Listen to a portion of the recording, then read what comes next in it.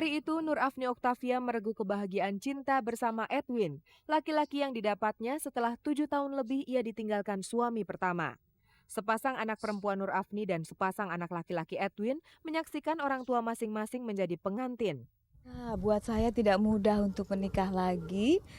Makanya sekian lama saya bertahan karena saya terlalu hati-hati. Kalau ada yang coba ID, jadi saya tanya kepada Tuhan. Begitu juga waktu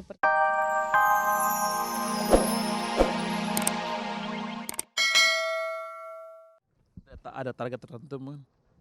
nggak ada target tertentu, nggak ada pencapaian image tertentu. Kemudian saya memang dikontrak oleh salah satu kosmetik yang Islami, tetapi sebetulnya alasannya bukan satu-satunya itu saja gitu. Itu hanya jalan gitu ya, jalan menuju ke sana. Bagaimana komentar sebagai teman terhadap perubahan ini? Kok Ratih jadi begini, Ratih jadi aneh atau gimana gitu ya. Nggak apa-apa gitu. Mereka punya hak untuk ngejudge seperti itu juga, tapi yang lebih penting bahwa makin lama makin juga tersaring, teman-teman bergaulnya itu makin lama makin tersaring gitu juga. Mengenang masa lalu Ratih adalah seperti menyaksikan taman aneka bunga. Di bagian sini ada bunga warna ini, di bagian sana ada bunga dengan warna lain, dan seterusnya. Itulah keragaman hidup yang telah dijalani Ratih. Saya sangat menikmati kok, kalau saya mengenang zaman dulu tuh saya happy sekali, senang sekali gitu bersama Anda waktu itu, sering sekali kan. Funky ya? Lebih funky, asik banget ya. Jadi begitu, semua ada bagian-bagian dari hidup saya dan saya sangat menikmatinya. Dan sekarang Ratih Sanggarwati memasuki bagian hidupnya yang lain. Katakanlah bagian hidup religius yang membukakan kesadarannya bahwa Allah telah memberinya banyak dalam hidupnya. Menurut saya sudah diberi banyak sama Allah ya, saya diberi banyak kesempatan sama Allah gitu. Sepertinya kok kayaknya ada satu hal yang diwajibkan kok saya belum bisa penuhi. Maka satu persatu ia penuhi kewajiban-kewajiban itu. Di Amerika ada Eric Clapton yang dijuluki Dewa Gitar. Di Indonesia dengan segala plus minusnya ada Ian Antono. Semua musisi kita angkat topi pada gitaris ini yang baru saja menginjak usia setengah abad. Ian Antono merayakan ulang tahunnya yang setengah abad dalam desiran angin laut Pantai Ancol hari Minggu tanggal 29 Oktober lalu. Lihatlah teman-temannya yang datang. Sebagian besar orang-orang musik yang respek pada Ian sebagai gitaris. Suasananya sangat santai, tidak ada glamor. Itulah jiwa Ian Antono. Penampilannya selalu sederhana dari sejak ia mengawali karir sebagai gitaris di awal tahun 70-an hingga ia diakui kepiawaiannya bersama God Bless dan kemudian membuat grup musik lainnya Gong 2000. Lengking gitar Ian Antono sedang mengiringi Iwan Fals menyanyi dalam suasana yang sangat akrab itu. Iwan menyanyikan 2 lagu, katakanlah sebagai kado untuk sahabatnya yang mulai menginjak usia 50 tahun itu. Sedangkan musisi lainnya adalah comotan spontanitas dari orang-orang yang hadir. Sebuah penghormatan dari Iwan Fals kepada gitaris yang dikaguminya. Pada beberapa kesempatan mereka memang pernah bekerja sama. Terus ini Ian udah lama nih nggak join lagi sama Iwan Fals di bikin album, nggak ada rencana tahun ini? Ya, waktu saya syuting di Bromo, saya sempat ngobrol gitu ya. Mudah-mudahan ya, saya pengen sekali sih sebetulnya. Ya mudah-mudahan dalam rekaman album Iwan yang akan datang itu, ya bisa kerjasama gitu sama dia. Tahun ini justru di ulang tahunnya yang ke-50, Ian Antono tidak membuat album, kecuali terlibat dalam proyek di bawah tiang bendera bersama Frankie Sahilatua. Tapi Ian sudah mempunyai rencana untuk memasuki pergantian milenium, tepatnya tanggal 31 Desember nanti, ia akan berpentas bersama Gong 2000. Gini katanya Ian baru pulang sepanggung sama Steve dan Ju Satriani ini di Malaysia. Bisa cerita nggak itu konser apa, dalam rangka apa, terus kenapa cuman Ian sama Iye? Enggak, sebetulnya itu dalam rangka, sebetulnya panitianya sama dengan Formula 1 yang kebetulan diadain di Sepang ya. Jadi penyelenggaranya sama, cuman diadakan hiburan sebelum. Jadi menyambut Formula 1 itu tanggal 20 dan 21 diadakan hiburan dari berbagai negara gitu. Antara lain ada internasional musik, world music dari Cina, Muangdae, Jepang dan segala macam. Dan kebetulan saya dapat bagian di panggung internasionalnya ya. Pemirsa, ada cerita bahagia akhir-akhir ini. Setidaknya itu dialami oleh Nur Afni Oktavia yang sudah menemukan jodohnya. Demikian pula si jago bulu tangkis Ricky Subagja yang menikah dengan Elsa. Bertahun-tahun Nur Afni Oktavia merasakan kegetiran hidup semenjak suaminya beralih ke perempuan lain. Tapi kegetiran itu sedikit demi sedikit justru membuatnya tabah dan makin dekat pada Tuhan. Sampai akhirnya, pekan lalu ia menyanyikan lagu The Joy of Love. Hari itu Nur Afni Oktavia meregu kebahagiaan cinta bersama Edwin, laki-laki yang didapatnya setelah 7 tahun lebih ia ditinggalkan suami pertama. Sepasang anak perempuan Nur Afni dan sepasang anak laki-laki Edwin menyaksikan orang tua masing-masing menjadi pengantin.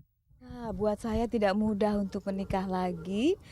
Makanya sekian lama saya bertahan karena saya terlalu hati-hati kalau ada yang coba jadi saya tanya kepada Tuhan. Begitu juga waktu pertemuan dengan Bang Edwin, saya tanya Tuhan dulu, apa benar ini dari Tuhan? Apa benar Tuhan izinkan saya menikah lagi? Sebab saya tidak mau asal-asalan saja menikah, tapi kalau memang dari Tuhan, Tuhan pasti memberikan teman hidup yang sepadan dan sesuai. Nur Afni Oktavia yang sangat religius. Kegetiran hidupnya sebagai janda telah membuatnya dekat dengan Tuhan. Ketika Henry Siahaan pergi untuk menikah dengan Yuni Syara, Nur Afni masih berharap suaminya itu akan kembali kepadanya. Saya menunggu terlalu lama juga, saya menunggu. Saya sabar menunggu karena memang saya pikir suami saya akan kembali. Tapi sekian tahun saya tunggu, tidak kembali-kembali. Maka berserah dirilah Nur Afni kepada Tuhan. Sampai suatu ketika, ia merasakan Tuhan memberikan tanda-tanda bahwa Edwin adalah laki-laki kedua yang memasuki hatinya. Begitu singkatnya jalan itu terbuka lebar. Pertama, tanda-tanda dari Tuhan. Kedua, anak-anak dua belah pihak menyetujui. Kedua, orang tua kedua belah pihak menyetujui. Keempat, teman-teman dekat, kerabat dekat malah bilang, ayo kalau bisa lebih cepat. Dan pekan lalu Nur Afni yang berusia 42 tahun menikah dengan Edwin yang 7 tahun lebih tua. Mengalunlah lagu The Joy of Love itu. Bulan madu pun telah dirancang, yakni ke Kupang, sembari Nur Afni melakukan pelayanan gereja di sana. Pemirsa, dari satu pernikahan ke pernikahan lain. Pekan lalu pula dengan mas kawin perhiasan 11 gram, jago bulu tangkis Ricky Subagja menikahi jago renang Elsa Manora Nasution setelah 2 tahun berpacaran. Sebetulnya saya 25 Oktober itu udah rencana sebelumnya. Saya nggak tahu ternyata 25 itu hari libur merah dan gedung penuh gitu. Dan untuk berikutnya kenapa saya ngambil 28 ini karena memang terus terang aja ada yang ngundurin diri ini gedung ini untuk acara malam. Bayangkan kalau tidak dapat gedung, pesta perkawinan ini bisa runyam. Tapi untunglah semuanya bisa berjalan dengan bahagia. Tinggallah kemudian pasangan ini mencari tempat untuk berbulan madu yang sejauh ini memang belum mereka putuskan. Mengenai anak, Ricky Subagja mengharapkan secepatnya. Seperti yang berikut ini kabar pembuka yang layak Anda simak tentang Edwin yang mengungkapkan rencananya untuk punya anak. Ini ada rencana gue mau pergi ke Medan atau ke Jogja sama bini gue.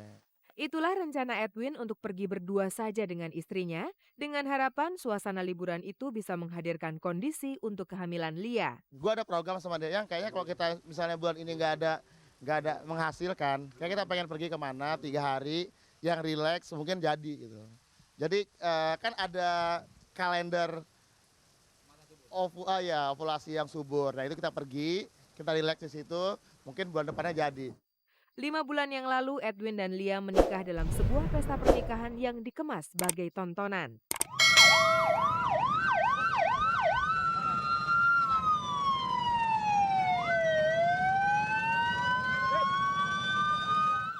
Kini Edwin dan Lia sudah merasakan realitas perkawinan. Ada kegembiraan dan ada pula keprihatinan. Tapi keprihatinan apa? Bukankah Edwin lucu dan kita bayangkan bisa menghibur istrinya setiap saat? Lagi pula Edwin rezekinya banyak. Namun pemirsa, hidup tidak hitam putih begitu. Ada saat hati galau karena sebuah harapan yang belum juga terpenuhi. Dengarlah kisah Edwin berikut ini. Belum berhasil, Bin? Belum. Gue nggak tahu. Minggu depan kalau dia mengeluarkan nggak jadi, tapi kalau nggak jadi. Tapi sebelumnya gimana tuh?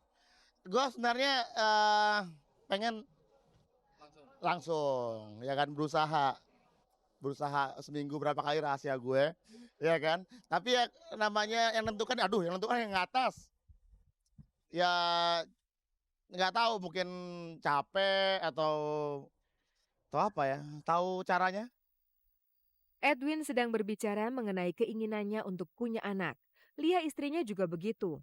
Tapi sejauh ini tanda-tanda itu belum tampak. Seandainya Tuhan mengizinkan, Edwin membayangkan anak pertamanya nanti laki-laki. Idealnya sih gue anak pertama maunya laki-laki. Soalnya kalau misalnya laki-laki berarti kalau dia ada adik, dia kan yang ngawalnya gitu.